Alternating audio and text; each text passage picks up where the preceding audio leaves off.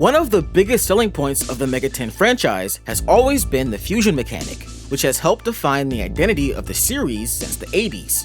Because of this, one of Mega 10's most iconic characters is the NPC who helps the player use the mechanic, Mido. This character was based on an old Mega 10 writer named Kazunori Suzuki, aka the Archbishop, who is often credited for the creation of the series' fusion concept after being inspired by the manga Devilman. And as you can see, the resemblance is uncanny. But what many people don't know is that the name Mido debuted in SMT4. Before that, he was simply known as the Minister of the Manor.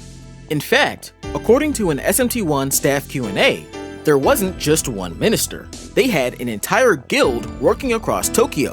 A very prominent member of the group can actually be seen in the game's story during the law ending.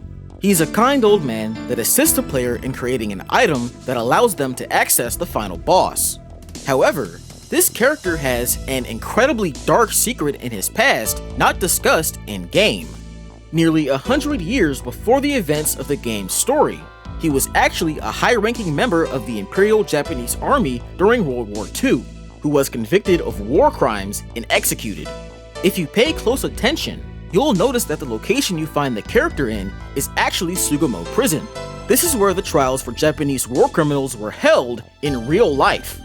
According to the Q&A, after the war, he was resurrected through the use of heretical magic, and over time, he would assemble a large group of followers and teach them how to use this magic in a place known as the Cathedral of Shadows.